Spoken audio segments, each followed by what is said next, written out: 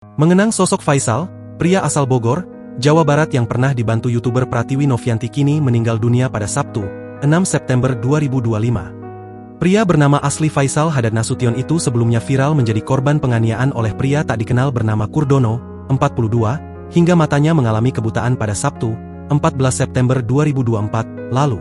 Saat itu, kehidupannya pun langsung berubah drastik lantaran harus bertahan dengan kondisi tak bisa melihat secara permanen.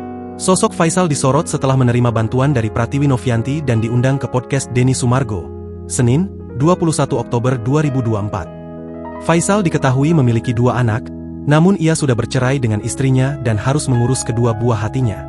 Faisal mengaku dirinya sudah 2 kali berumah tangga namun gagal. Istri kedua bukan ninggalin, emang sudah pisah sebelum kejadian, katanya. Sementara, Faisal memiliki anak dari istri pertamanya.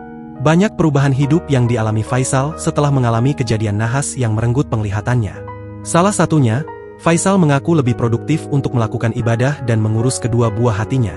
Kondisi Faisal yang mengalami kebutaan ini pun membuat YouTuber Pratiwi Novianti melakukan penggalangan donasi untuk pengobatannya. Meski mendapatkan donasi hingga ratusan juta dari Pratiwi Novianti dan Denny Sumargo, uang tersebut tidak digunakan untuk pengobatan matanya, melainkan digunakan untuk biaya sekolah anak-anaknya.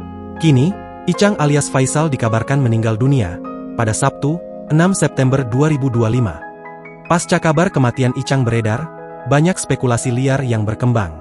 Kabar meninggalnya Faisal atau akrab disapa Icang itu disampaikan oleh Denny Sumargo melalui unggahan Instagram story-nya pada Sabtu, 6 September 2025. Suami Olivia Allen pun menuliskan ucapan belasungkawa atas kepergian Icang.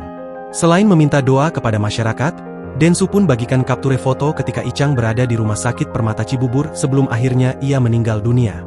Beberapa informasi mengatakan Icang meninggal dunia karena kecelakaan.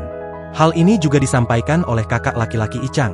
Namun dalam kapture foto yang dibagikan oleh Densu, tertulis bahwa pihak rumah sakit menjelaskan tidak ada luka bekas kecelakaan dari diri Faisal alias Icang.